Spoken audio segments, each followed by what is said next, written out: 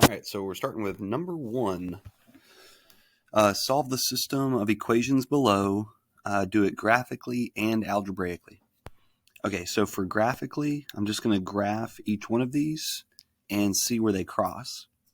So they're in slope-intercept form. I can start off at 3, and then my slope is -1/2, so I'll go down 1 and then over 2. Plot another point. I'll keep doing that. Down 1 over 2, down 1 over 2. There we go. And for the other one, I'm going to start off at -4. That's my y-intercept. And my slope is 2/3. So I'll go up 2 units and over 3. Okay. And I need to do it one more time. Up 2 over 3. And you'll see right here is going to be where they cross. There's that one. There's that one. All right, so the coordinates for the intersection, that's going to be my answer, which is 6, 0. All right, to solve this algebraically, because they're both equal to y, I can set them equal to each other. So I'll do -1/2 x plus 3 equals 2/3 x minus 4. Now, if you wanted to, you could go ahead and move all your x's to one side of the equation and your regular numbers to the other.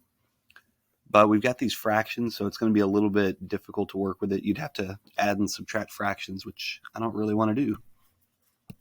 So I'm going to clear the denominator instead. I'm going to multiply this whole equation by 6 to cancel out the fractions. The 6 is just coming from my two denominators. 2 times 3 is 6. All right, 6 times -1/2 x will give us -3x. 6 times 3 will give us 18. 6 times 2/3 x, that'll give me 4x. And then 6 times -4 is -24. All right, now we'll move all of our regular numbers to one side and x's to the other. So I'm going to subtract 4x from both sides. And I'm going to move my 18 to the other side. I'll subtract 18 from both sides. The left-hand side, we're left with -7x. The right-hand side, we're left with -42. Yep, -42. And then you'll divide by -7, so x is equal to 6, which matches our graphical answer. Awesome. And then if you want to find y, you're going to take that 6 and plug it back in for x. So I'll use that top equation. -1/2 times 6 plus 3. This is going to equal -3. And then -3 plus 3 is 0. That's it. Okay, number 2. What is the solution to the system of equations? You could just plug in -1 for x and 5 for y on each of these into these equations and then see if it balances the equation. That's probably the easiest method. I'll go ahead and solve it outright. Because I have y by itself, I'm going to take this 4x plus 9 and plug it in for y down there.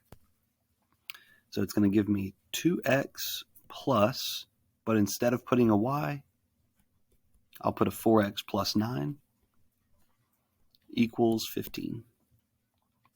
All right, this is going to give me 6x because they're on the same side of the equation.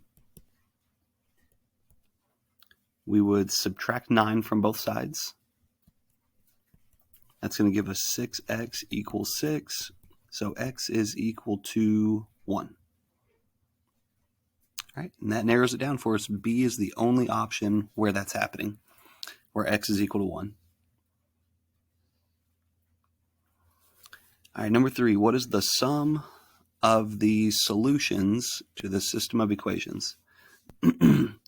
So I'm going to take this 3x minus 4 right here, and I'm going to plug it in for y right there. Okay, So it's going to be x equals negative 2, but instead of putting a y, I'll put 3x minus 4 plus 13. Okay, solving this will give me my x. I got to distribute right here. That'll be negative 6x plus 8 plus 13. X equals negative 6x plus 21. I need to move my x's to one side, so I'm going to add 6x to both sides of the equation. That's going to give me 7x equals 21. So x is 3. Cool. All right. I'm going to take that 3 for x and plug it back into one of these equations. Looks like the easier equation would be this one. So put a 3 in for that x, and you'll be able to solve for y. It'll be 3 times 3, which is 9, and then 9 minus 4. So the y value is 5. All right, those are my solutions for x and y. We want the sum of the solution set. So the final answer is 3 plus 5, which is 8. All right, that's the answer to the actual question that they're asking.